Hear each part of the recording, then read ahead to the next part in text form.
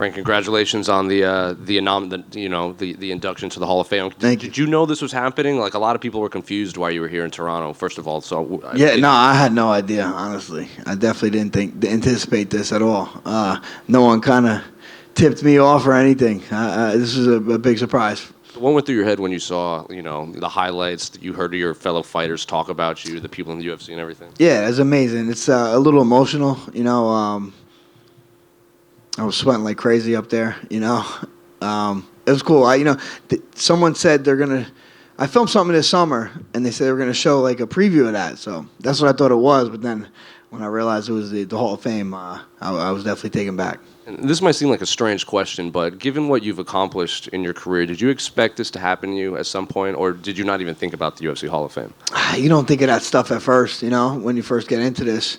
When I first started fighting MMA, there wasn't even a 55-pound division in the UFC, so I didn't know what to anticipate. I just got into this sport because I liked competing, and then once I got into the UFC, I knew I wanted to be a champion. I wanted to be one of the best, and here I am, 15 years later. And I know it's obviously pretty fresh and early, but you're gonna have to put any thought into who's gonna do your speech at the induction. I have some ideas. Got to go home and talk to the family a little bit, but I have some ideas. The last one for me. You seem like one of those rare fighters that no one really seems to have a personal issue with. Like, you might have beaten their favorite fighters, and it's like a competitive dislike, but you never really hear someone say anything negative about Frankie Edgar. So I'm curious, when you look back on your legacy, is that something that really kind of stands out as an important thing, like just the amount of respect that you have from everyone? Yeah, I think I give people respect, so, that gets respect back. So I'm a straight-up dude, and I think most people take me that way.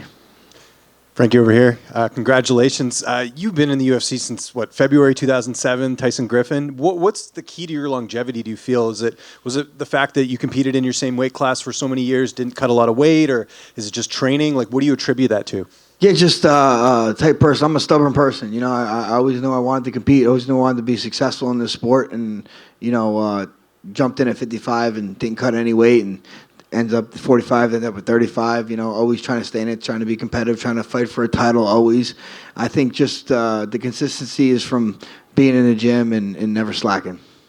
Finishing Gray Maynard at UFC 136, where does that rank in terms of career highlights? Like, what are some of your most memorable moments of your career? Yeah, that's got to be right up there. Obviously, winning the title, being the best at the craft that I chose, it always stands out.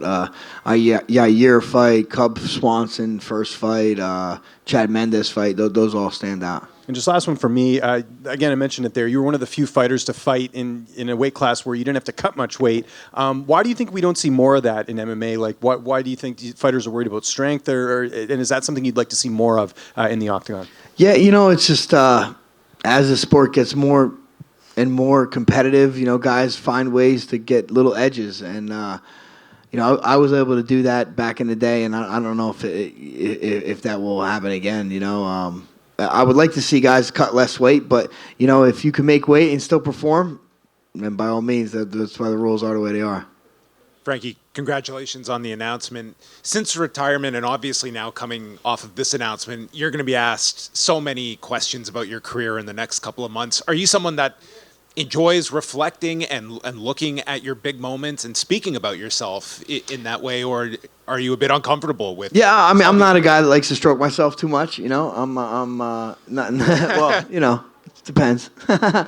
But you know what I'm saying. I'm not really a guy that's into patting myself on the back too much. But it's nice to talk about old memories. I mean, I still liked what I did. I'm proud of what I accomplished in the sport. So yeah, it's kind of two-edged. And just the last one for me, how much the perception changed among people watching you after the first BJ fight? Was that a dramatic shift, or was it the second BJ Penn fight that really, in your mind, solidified to people this is the lightweight, and this was not a surprise the first time? Yeah, definitely the second fight. The first fight, I had to convince myself that I could beat BJ. And then when I did that, the second fight, I knew I could. So then I kind of was able to put the stamp on it. But that solidified me, I think, and really introduced me to the world at that moment. Frankie, you're going to the modern wing. That's going to be alongside two of your rivals, Aldo, BJ, fighters like GSP, Cormier, Khabib. Now, Frankie Edgar. How does that sound when you hear that? Yeah, I mean, the names you said are legends and the best of the sport, and to just be considered, among those names is why you get into the sport. I always wanted to be the best of the best. I always said I wanted to be the Michael Jordan of the sport. I don't know if I quite landed there, but to make it to the Hall of Fame is pretty special. Yeah, I mean, you've had an extraordinary career. We view a lot of it to you being like undersized, the underdog we say all the time. Is that how you see it too, or is there another word kind of you'd like to use to describe your legacy? Yeah, no, I'm down with that. I'm like the everyday man. I'm not a big guy. I'm not the strongest guy, fastest guy, but I found a way to win through heart and determination.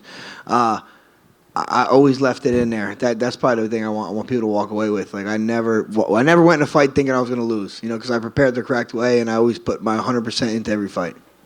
And what's your advice for that next fighter who fits that Frankie Edgar mold, who's kind of whatever, just doesn't, maybe he's undersized or it's some other reason people say, oh, this guy's not going to be UFC champion. Just believe in your preparation, believe in yourself. Confidence is a stain that can't be wiped off. If you're a confident dude, you can do anything in this world. Frankie, congrats on the honor. When we talk about size, is it a point of pride for you to be one of the guys, along with BJ Penn and a few others, who kind of sold a lot of people on the lighter weight classes who were maybe reluctant to watch them?